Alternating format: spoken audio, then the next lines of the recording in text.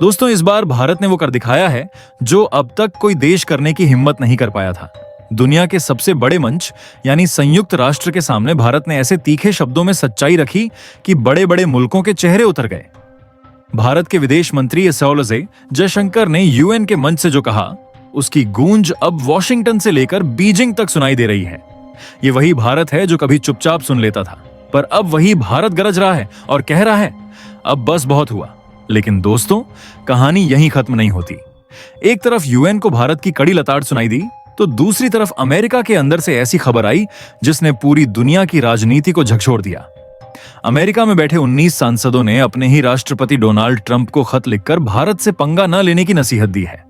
जरा सोचिए, जब दुनिया की सबसे ताकतवर कुर्सी पर बैठा आदमी अपने ही सांसदों से डांट सुनने लगे, तो समझ लीजिए मामला कितना गंभीर है। लेकिन दोस्तों, आगे बढ़ने से पहले जरा ठहरिए।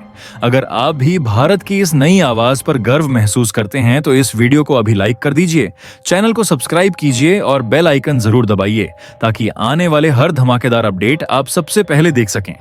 वीडियो को अंत तक जरूर देखिएगा। दोस्तों, अब बात करते हैं उस मुद्दे की जिसने इस पूरे विवाद को जन्म दिया, यूएन का नया फरमान। यूएन की एक एजेंसी ने हाल ही में एक प्रस्ताव दिया जिसमें कहा गया कि भारत में रह रहे अवैध प्रवासियों को रिफ्यूजी कार्ड यानी शरणार्थी कार्ड जारी किया जाए ताकि उन्हें भारत में कानूनी तौर पर रहने और काम करने का अधिकार मिल सके। अब सोचिए, कोई बाहर की संस्था आकर हमें सिखाए कि हमारे देश में कौन रहेगा और कौन नहीं। ये तो भारत की संप्रभुता के साथ खिलवाड़ नहीं तो और क्या है। रिफ्यूजी कार्ड क्या है? ये एक तरह का पहचान पत्र होता है जिसे यूएन उन लोगों को देता है जो अपने देश में हिंसा, अत्याचार या डर की वजह से भागकर किसी दूसरे देश में शरण लेते हैं। लेकिन सवाल यह है कि क्या हर देश को यह जिम्मेदारी उठानी चाहिए? क्या पूरी दुनिया के शरणार्थियों को बसाने का ठेका भारत ने लिया है? जयशंकर ने दो टूक कहा, दूसरों की मदद करना अच्छी बात है, लेकिन इसका मतलब यह नहीं कि हम अपने ही देश के नागरिकों की जरूरतें भूल जाएं। भारत पहले से ही लाखों शरणार्थियों का बोझ उठा रहा है। 72,000 से ज्यादा तिब्बती शरणार्थी लेह लद्दाख में बसे हैं। 90,000 श्रीलंकाई तमिलनाडु के कैंपों में हैं।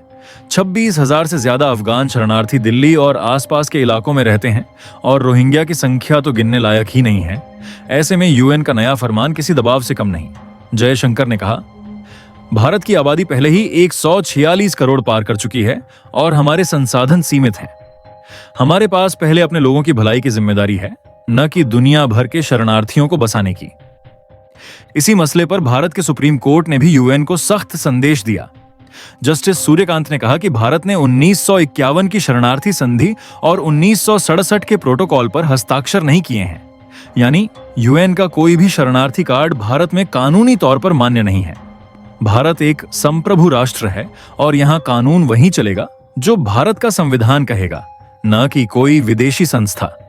जयशंकर ने आगे कहा, अमेरिका, ब्रिटेन और चीन जैसे देश खुद अपने यहां किसी शरणार्थी को घुसने नहीं देते और भारत को इंसानियत का पाठ पढ़ाते हैं। चीन तो अपने बॉर्डर पर आने वालों को सीधा धक्का मारकर बाहर निकाल देता है, तो क्या सारी इंसानियत सिर्फ भारत के हिस्से आई है? यह बयान सुनकर संयुक्त राष्ट्र के गलियारों में सन्नाटा छा गया। भारत ने साफ कर दिया है कि अब कोई हमें नैतिकता का लेक्चर नहीं दे सकता। अब दोस्तों, बात करते हैं उस अमेरिकी खत की जिसने व्हाइट हाउस में खलबली मचा दी।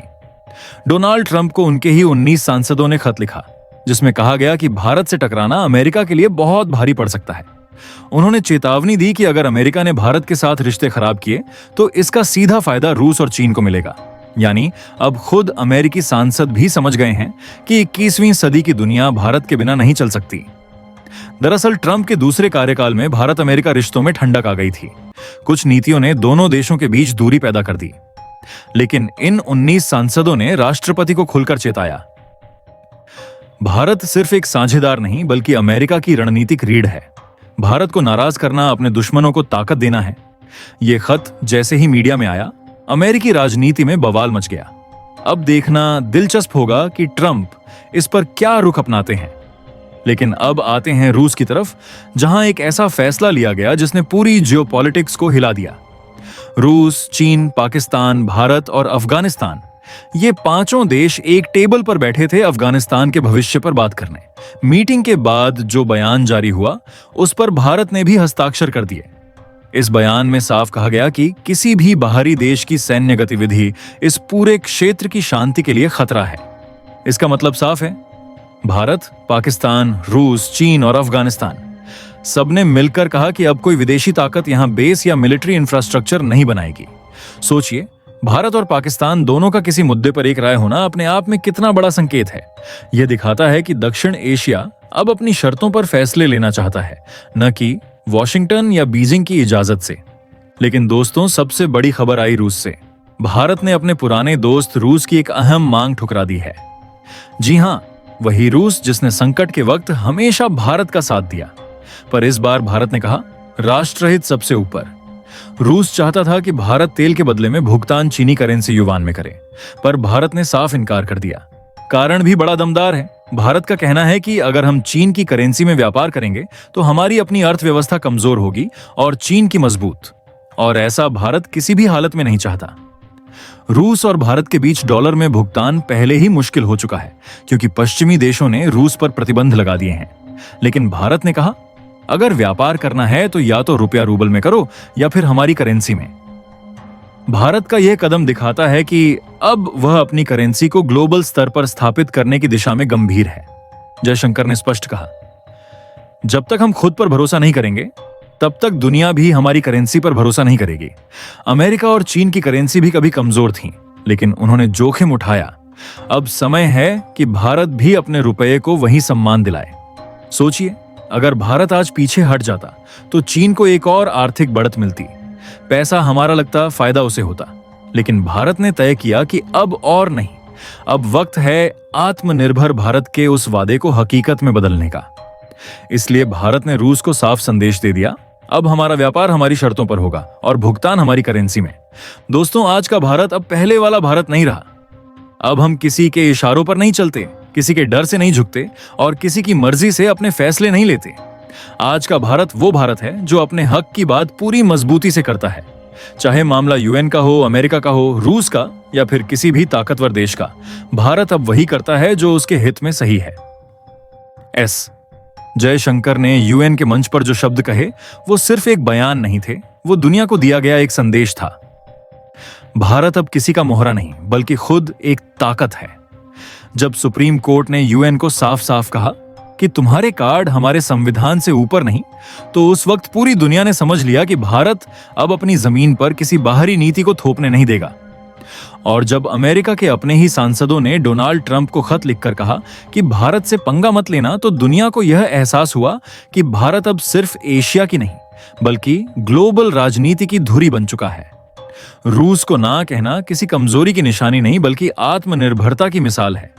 यह वही भारत है जो कहता है, हम किसी की करेंसी पर नहीं, अपनी करेंसी पर भरोसा करते हैं। आज भारत अपनी आर्थिक, राजनीतिक और सामरिक ताकत से दुनिया को नया रास्ता दिखा रहा है। अब कोई हमें यह नहीं सिखा सकता कि सही क्या है और गलत क्या। अब भारत खुद अपनी नियति का लेखक है। यह वही देश है जिसने सदियों की गुलामी झेली, पर आज उसी दुनिया को सिखा रहा है कि असली आजादी क्या होती है। और याद रखिए दोस्तों, यह सिर्फ जयशंकर, सुप्रीम कोर्ट या किसी एक नेता की जीत नहीं है, यह हम सबकी जीत है। यह हर उस भारतीय की जीत है जो अपने देश को आत्मनिर्भर, मजबूत और सम्मानित देखना चाहता है। अब वक्त है कि हम सब मिलकर इस नए भारत के साथ कदम से कदम मिलाएं, क्योंकि अब भारत किसी के पीछे नहीं बल्कि आगे बढ़कर दुनिया का नेतृत्व करने जा रहा है। तो दोस्तों, अगर आप भी इस नए भारत पर गर्व करते हैं तो नीचे कमेंट में जय हिंद जरूर लिखिए।